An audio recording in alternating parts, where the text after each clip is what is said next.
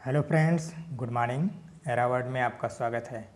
और आप लोग पढ़ाई लिखाई कैसे कर रहे हैं? शुरू कर रहे हैं मतलब कि नहीं? अभी चुनावी माहौल में ही डूबे हुए हैं। पढ़ाई लिखाई करते रहिए और जो है आप लोग देख रहे हैं करंट अफेयर का हमारा लेक्चर बराबर जो है जा रहा है। करंट अफेयर भी देखते रहिए।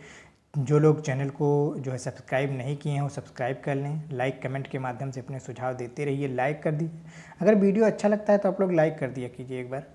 और कमेंट के माध्यम से जो है अपना जो है सुझाव देते रहिए, मतलब और क्या करना चाहिए क्या नहीं करना चाहिए।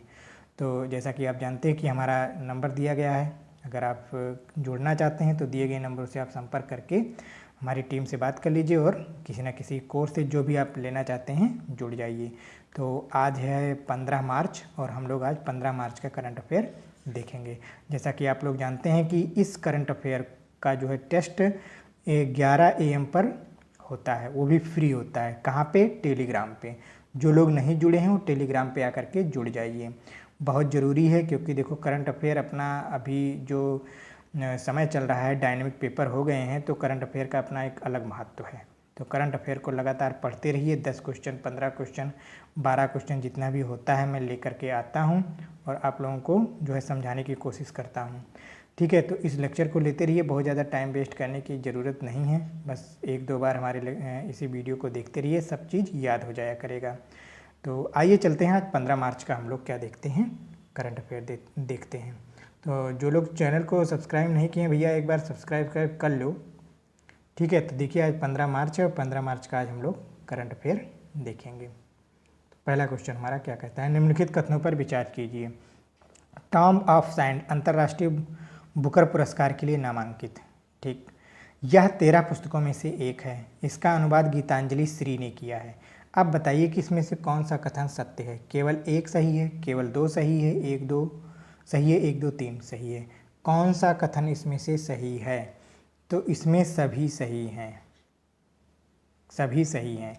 गीतांजलि श्री ने इनका अनुवाद किया है। देखो यहाँ पे थोड़ा सा समझा देते हैं आप लोगों को। अंतर्राष्ट्रीय बुकर पुरस्कार के लिए यह फिल्म जो है पुस्तक नामांकित की गई है। 13 पुस्तकों में इसने अपना स्थान बना लिया है। अभी मिला नहीं है, अभी नामांकित हुआ है। ठीक है, अनुवाद किसने किया है? गीतांजलि श्री। इनका नाम जरूर याद रखना, ये बड़ी इंपॉर्टेंट हो सकती हैं। ठीक है, गीतांजलि श्री इनका नाम है। ठीक है, आइए बढ़ते हैं अपने अगले क्वेश्चन की तरफ। बहुत ज़्यादा डिटेल में क्या जाना, आप लोगों को पॉइंट टू पॉइंट चीज़ें मिल जाएं और वो चीज़ें जो एग्ज़ाम के लिए इम्पॉर्टेंट हो, बस इतना ही रखा जाता है। आइए देखते हैं दूसरा क्वेश्चन। 11वें खेल महाकुंभ का उद्घाटन कहाँ किया गया? अहमदाबाद में, गांधीनगर में, जामनगर, सूरत में। जैसा कि चारों ऑप्शन से आप लोगों को पता चल गया होगा कि ये गुजरात की बात की जा रही है और गुजरात के अहमदाबाद में अभी इसका क्या किया गया है? उद्घाटन किया गया है। हम इसका ये सत्र याद रखना, 11वां खेल है। ठीक है, और 2010 में इसकी शुरुआत की गई थी। कब किया गया था? 2010 में, जिसमें उस समय जो है केवल 16 खेल शामिल थे और लगभग 13 लाख प्रतिभागियों के साथ यह खेल के महाकुंभ का शुरुआत किया गया था। ठीक है, तो इतना एक्स्ट्रा फैक्ट है इसके लिए। आइए देखते हैं अगला क्वेश्चन हमारा क्या कहता है। छात्रों के लिए युवा वैज्ञानिक कार्यक्रम युविका आयोजित किया गया किसके द्वारा? इसरो के द्वारा, DRDO, RBI, HDFC। तो युविका जो आयोजित किया गया है यह किसके द्वारा आयोजित किया गया है? इसरो के द्वारा आयोजित किया गया है। सबसे बड़ी बात, अब इसरो के द्वारा जो शुरू किया गया है यह किसके लिए? विज्ञान, प्रौद्योगिकी, इंजीनियरिंग और गणित कैरियर का प्रोत्साहन देने के लिए। समझ रहे हैं? विज्ञान, प्रौद्योगिकी, इंजीनियरिंग और गणित कैरियर का प्रोत्साहन देने के लिए। आगे अगर हम बात करें इसकी, तो इसरो के अध्यक्ष कौन हैं? इसरो के अध्यक्ष हैं doctor S Somnath. Doctor S Somnath ji हैं। ठीक है, और जैसा कि बताते आए हैं इस इसरो की स्थापना कब हुई थी? 1969 में, 15 अगस्त 1969। हेडक्वार्टर कहाँ पे है? बेंगलुरु में है, बेंगलुरु में। ठीक है, ध्यान रखना इसरो के बारे में इतना। इसरो के द्वारा ये शुरू किया गया है। आइए देखते हैं निम्नलिखित कथनों पर विचार कीजिए और कथन क्या दिए गए हैं इसको पढ़ते हैं हम लोग। India water pitch pilot skill challenge Hardeep Singh Puri द्वारा लॉन्च किया गया। चलिए दूसरा, हरदीप सिंह पुरी केंद्रीय आवास, शहरी मंत्री, पेट्रोलियम और प्राकृतिक गैस मंत्री हैं। उपयुक्त कौन सा कथन सत्य है? कथन 1, कथन 2, 1-2 या इनमें से कोई नहीं। तो इसमें कौन सा कथन सही है? देखो, India water pitch pilot skill challenge Hardeep Puri के द्वारा लॉन्च किया गया, ये सही है। हरदीप सिंह पुरी वर्तमान में हमारे केंद्रीय आवास, शहरी मंत्री, पेट्रोलियम और प्राकृतिक गैस मंत्री भी हैं। तो हमारे दोनों कथन सही हैं, अर्थात हमारा आंसर क्या हो जाएगा? दोनों कथन सही हैं। याद कर लेना इनको, ठीक है, और जो इन्होंने लॉन्च किया है इनको भी याद कर लेना। तो आप जैसा कि देख रहे होंगे हमारे करंट अफेयर में प्रतिदिन जो है किसी न किसी मंत्री के बारे में जो उन्होंने लॉन्च कर रहे हैं, तो धीरे धीरे सबको जो है याद कराया जा रहा है। जैसे नारायण राणे के बारे में, भूपेंद्र यादव के बारे में, आज हरदीप पुरी जी के बारे में। तो सबको धीरे धीरे क्या करना, याद करते रहना। कभी कभी क्वेश्चन पूछ लेता है कि ये कौन से मंत्री हैं और हम लोग जान नहीं पाते हैं।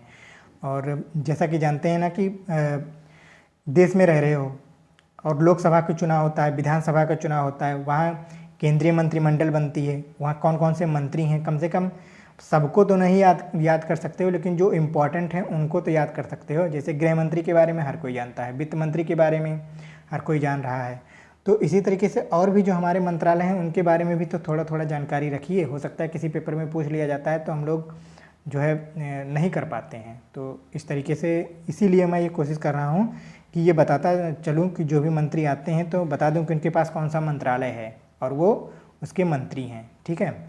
यही एक कोशिश किया जा रहा है कि जिससे आप लोगों को एग्ज़ाम में दिक्कत ना हो। देखिए अगला क्वेश्चन हमारा क्या कहता है, डिजिटल शॉपिंग में वैश्विक निवेश के संदर्भ में निम्नलिखित कथनों पर विचार कीजिए। भारत दूसरे स्थान पर है, पहले स्थान पर यूएसए है और तीसरे स्थान पर चाइना है। बताइए इसमें कौन सा कथन सत्य है? तो एकदम सही है, भारत दूसरे स्थान पर है, पहले स्थान पर यूएसए यानी कि अमेरिका है और तीसरे स्थान पर हमारा कौन है? पड़ोसी देश चाइना है।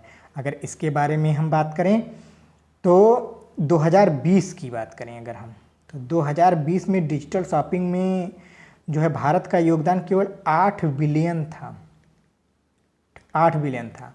और 2021 में कितना हो गया है पता है आप लोगों को? 22 बिलियन हो गया है, ठीक है। 22 बिलियन के साथ यह दूसरे स्थान पर पहुंच गया। यहाँ तक कि चाइना जैसे जनसंख्या वाले देश को भी इसने पीछे छोड़ दिया है, 22 बिलियन हो गया है। अभी वर्तमान में चाइना के पास केवल 14 बिलियन का निवेश है और वहीं यूएसए 51 बिलियन के साथ पहले स्थान पर है, बना हुआ है, ठीक है। तो इतनी जानकारी इनफ है। आप ध्यान रखिएगा कि भारत दूसरे स्थान पर पहुंच गया है 22 बिलियन निवेश के साथ। आइए देखते हैं, एयर इंडिया के अगले अध्यक्ष कौन बनाए गए? N Chandrasekaran, N Ahluwalia, V Venkat, B Ramanujam. तो ध्यान रखना, एयर इंडिया के अगले अध्यक्ष कौन बनाए जा रहे हैं? एन चंद्रशेखरन बनाए जा रहे हैं। अभी ये टाटा सन्स के क्या हैं? चेयरमैन है। किसके?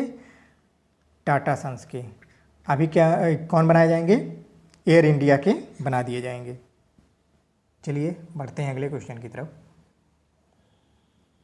निम्नलिखित कथनों पर विचार कीजिए। ऑयल इंडिया लिमिटेड के अगले अध्यक्ष और एमडी रंजीत रथ होंगे। ऑयल इंडिया लिमिटेड का हेडक्वार्टर नोएडा में है। ऑयल इंडिया लिमिटेड की स्थापना 18 फरवरी 1959 को की गई थी। बताइए इसमें कौन सा कथन सत्य है? 1-2, 1-2 या 1-2, 3, कौन सा कथन सही है? ऑयल इंडिया लिमिटेड के अगले अध्यक्ष और एमडी कौन होंगे? रंजीत रथ होंगे। बिल्कुल सही है, नाम याद रखना रंजीत रथ जी का, ठीक है, पहली बात। दूसरी बात, इसका हेडक्वार्टर कहाँ पे है? उत्तर प्रदेश के नोएडा में स्थित है। और तीसरा जो कथन कह रहा है कि ऑयल इंडिया, इसकी स्थापना 18 फरवरी 1959 को हुई थी, ये भी सही है, ठीक है। यानी कि तीनों कथन सही हैं। तो 1, 2 और 3 तीनों सही हैं, ठीक है, याद रखना सबको। आइए बढ़ते हैं अपने अगले क्वेश्चन की तरफ। किस नंबर के बाफ्टा पुरस्कार की घोषणा की गई? जैसा कि आप जानते हैं बाफ्टा पुरस्कार की घोषणा कर दी गई है, ठीक है। अब बाफ्टा का अगर बात आ रहा है तो बाफ्टा का सबसे पहले फुल फॉर्म आप लोग जान लीजिए। तो बाफ्टा का फुल फॉर्म होता है British academy of film and television arts. एक बार पुनः बोल रहा हूँ, ध्यानपूर्वक सुनिएगा। British academy of film and television arts. ठीक, या कौन सा संस्करण लॉन्च किया गया आपकी बार? 65वां संस्करण। ठीक है, ये बताने का एक मतलब आप लोगों को उद्देश्य था, कभी कभी पूछ लिया जाता है। 75वां है, ठीक है, ध्यान देना। 75वां, ठीक, ये चीज़ याद रखना। अब आगे कौन कौन से पुरस्कार मिले हैं कुछ इंपॉर्टेंट लेकर आया हूँ, और हर रोज़ एक दो क्वेश्चन ला करके पूरा इसको आप लोगों को याद करवा दूंगा। तो आज का जो क्वेश्चन है पहले उसे याद कीजिए। आइए दिखाता हूँ। देखो, मेजबानी अभिनेत्री कॉमेडियन रिबेल विल्सन ने किया है। इसकी व्याख्या थोड़ी सी देख लीजिए। इसकी मेजबानी अभिनेत्री रिबेल विल्सन ने किया है, ये चीज़ याद रखना। ठीक है, थोड़ा इंपॉर्टेंट हो सकती है इनका नाम। बाफ्टा का पूरा नाम British academy of film and television है, जैसा कि हम इसको बता ही चुके हैं आप लोगों को। अब आते हैं जो ये पुरस्कार पाए हैं इन लोगों के बारे में। बाफ्टा पुरस्कार में सर्वश्रेष्ठ फिल्म का पुरस्कार किसे मिला? कोको को। देखो, अभी जब चुनाव चल रहा था तो ये नाम खूब फेमस हुआ था ना। तो जैसा कि आप लोग जानते होंगे, ये कोको क्या है? The power of dog, the great mission, after love. तो सर्वश्रेष्ठ फिल्म का जो पुरस्कार मिला है वो मिला है द पावर ऑफ डॉग को। ध्यान रखना, सर्वश्रेष्ठ फिल्म का जो पुरस्कार मिला है वह मिला है द पावर ऑफ डॉग को। और इसी फिल्म के जो निर्देशक हैं, हो सकता है कि अगला क्वेश्चन हम रखे हों, सर्वश्रेष्ठ अभिनेत्री का पुरस्कार अच्छा पूछा गया है। तो मैं जो है पिछले क्वेश्चन पे चलता हूँ अभी, और इसमें जो है द पावर ऑफ डॉग की जो निर्देशक हैं, ठीक है, उन्हें सर्वश्रेष्ठ निर्देशक के रूप में बाफ्टा का पुरस्कार मिला है। इसके निर्देशक कौन है? नाम याद रखना, जेन कैम्पियन। जेन कैम्पियन, ठीक है। द पावर ऑफ डॉग के निर्देशक जेन कैम्पियन को ही क्या मिला है? सर्वश्रेष्ठ निर्देशक का अवार्ड। ध्यान रखना। आइए देखते हैं सर्वश्रेष्ठ अभिनेत्री का अवार्ड किसे मिला है। सर्वश्रेष्ठ अभिनेत्री का अवार्ड किसे मिला है बाफ्टा में? जोआना स्कैनलॉन को, स्मिता मैरिन को, स्वालिक फॉर्मफिंट को, जिमेन लविल को। किसको मिला है? जोआना स्कैनलॉन को। अच्छा, ठीक है। अब अभिनेत्री तो हो गई, अभिनेता में किसको मिला है? नाम याद रखना, बिल स्मिथ। बहुत टफ नहीं है, ऐसे तो नाम याद नहीं होता, ऐसे बिल स्मिथ अभिनेता को मिला है। ठीक है। अगर बात करें कि चलिए ठीक है, जोआना स्कैनलॉन को मिला है किस मूवी के लिए? आफ्टर लव के लिए। आफ्टर लव के लिए सर्वश्रेष्ठ अभिनेत्री का पुरस्कार मिला है। आइए देखते हैं, अगले क्वेश्चन की तरफ चलते हैं। हमारा आखिरी क्वेश्चन है, नदियों के लिए अंतर्राष्ट्रीय कार्य दिवस कब मनाया गया? 12 मार्च, 14 मार्च, 13 मार्च, 15 मार्च। ये कब मनाया गया? नदियों के लिए अंतर्राष्ट्रीय कार्य दिवस जो मनाया गया है वो 14 मार्च को मनाया गया। और कौन सा था? ये 25वां जो है कार्य दिवस था। ठीक है। तो इसकी जो थीम है थोड़ा सा आप लोगों को दिखा देता हूँ। यह 25वां अंतर्राष्ट्रीय कार्य दिवस मनाया गया। थीम था इसका जैव विविधता के लिए नदियों का महत्व। ध्यान रखना, जैव विविधता के लिए नदियों का महत्व इसका थीम था। आइए अब यहीं पे समाप्त करते हैं, और बहुत बहुत धन्यवाद आप लोगों का इतने साथ बने रहने के लिए। और भी जो चीज़ें होती रहेंगी आप लोगों को मिलता रहेगा। बस हमारे चैनल को लाइक, कमेंट, सब्सक्राइब करिए और हमारे भी परिवार को धीरे धीरे बढ़ाइए। ठीक है, आप लोगों का इतना ही योगदान हम लोग उम्मीद करते हैं, और कमेंट के माध्यम से अपने सुझाव देते रहिए। आज के लिए बस इतना ही, धन्यवाद।